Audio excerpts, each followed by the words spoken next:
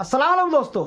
आज का हमारा वीडियो का टॉपिक है कि रिक्शा कहाँ पंचर हुआ और इसी के साथ ही साथ वोटों की रिकाउंटिंग क्यों करवाना पड़ी और शेख आसिफ साहब को अभी क्या करना चाहिए। तो वीडियो बहुत ही अहम है, तो चलिए बिना टाइम गवाए वीडियो को शुरू करते हैं। तो मैं हूँ फैयाज़ अहमद अंसारी और आप देख रहे हैं फैयाज़ ब्लॉगर चैनल। और जैसा कि इलेक्शन के नतायज आने से एक दिन पहले ही सबको इस बात की गारंटी हो गई थी कि शेख आसिफ साहब ही जीतेंगे। पूरे शहर में इस बात का चर्चा होने लगा था, क्योंकि जिस तरह से हुआ था लग तो ऐसा ही रहा था कि वही जीतेंगे। उसके बाद वोटों की गिनती शुरू हुई। शुरू में जो 16,000 वोटों की बढ़त चल रही थी, तभी ये अंदाज़ा हो गया था कि कम से कम 40,000 वोटों की बढ़त चलनी चाहिए थी। और अगर सिर्फ़ और सिर्फ 16,000 वोटों की बढ़त चल रही है, इसका मतलब यहाँ पर शेख आसिफ साहब के साथ उनके ही लोगों ने धोखा किया है। यानी यहाँ पर हुआ ऐसा है कि उनको ये बार बार बताया गया कि मैंने इतनी वोट डाली, ऐसा हुआ वैसा हुआ, और बेचारे शेख आसिफ साहब को लगा कि सब कुछ सच है। और उसके बाद जब इलेक्शन के नतायज आए और ये पता चला कि शेख आसिफ साहब हार गए हैं, तो ये नाकाबिले यकीन था उनके लिए, क्योंकि जिस तरह से उनको बताया गया था या उनको लग रहा था कि कम से कम 40,000 वोटों से वो जीतने वाले हैं, ऐसा कैसे हो सकता है कि वो हार जाएं। और इसके लिए उन्होंने रिकाउंटिंग करवाई और इसका अंदाज़ा मुझको शुरू में हो गया था और 16,000 वोटों की बढ़त हो रही थी। इसी वक्त मैं अपने घर वापस आ गया और वापस आ करके मैंने वीडियो बना करके ये डाल दिया था कि जीतेंगे तो मुफ्ती साहब ही। मैंने पहले ही कहा था कि मुफ्ती साहब जीतेंगे, और उसकी वजह यही थी कि जिस हिसाब से उनके लोगों ने पैसा खा करके ये कहा था कि मैंने इतनी वोट डाली उतनी वोट डाली, सब लोगों ने उनको धोखा दिया। इस बारे में मैं कहना चाहूँगा कि मुस्तकीम डिग्निटी साहब ने बहुत ही दानिशमंदी का सबूत दिया कि इलेक्शन के नतायज आने के बाद फ़ौरन ही अपनी पार्टी के अंदर छुपे हुए गद्दारों को उन्होंने निकाल कर बाहर फेंक दिया।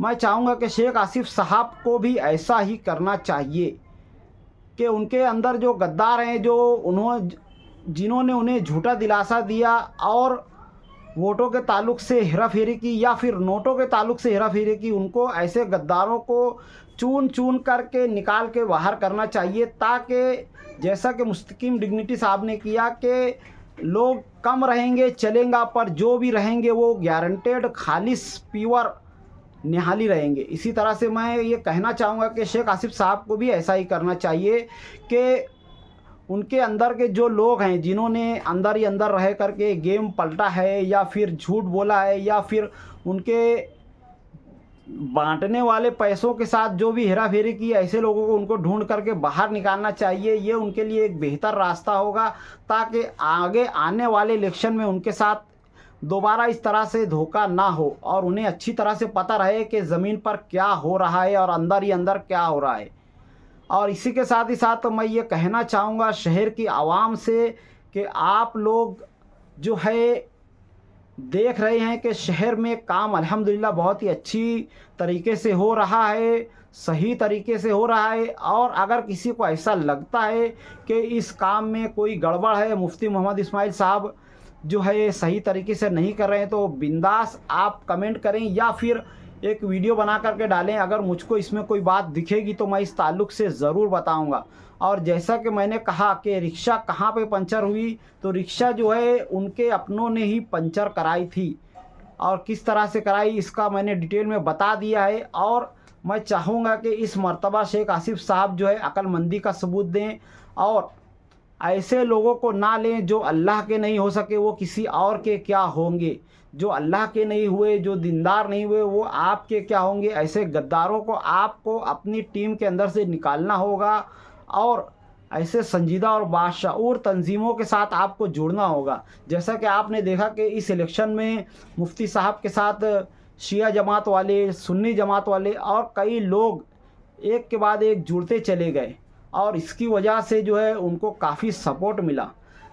और इसी के साथ ही साथ मैं कहना चाहूँगा कि सही तरीके से अगर इलेक्शन के बाद किसी का रवैया रहा है, तो इसके लिए मैं एजाज़ बेग साहब को सैल्यूट करना चाहूँगा कि उन्होंने इस बात की बिल्कुल परवाह नहीं की कि उनको कितनी कम वोट मिली, क्या हुआ, और वो शहर की तरक्की के कामों में और ज़्यादा तेज़ी से जुटे रहे। और इंशाअल्लाह मैं समझता हूँ कि कॉरपोरेशन इलेक्शन में उनको भारी अक्सरियत से वोट मिलेगी और वो कामयाबी से हमकिनार होंगे, क्योंकि उन्होंने खुलूस दिल के साथ काम शुरू किया है और पहले भी कर रहे थे।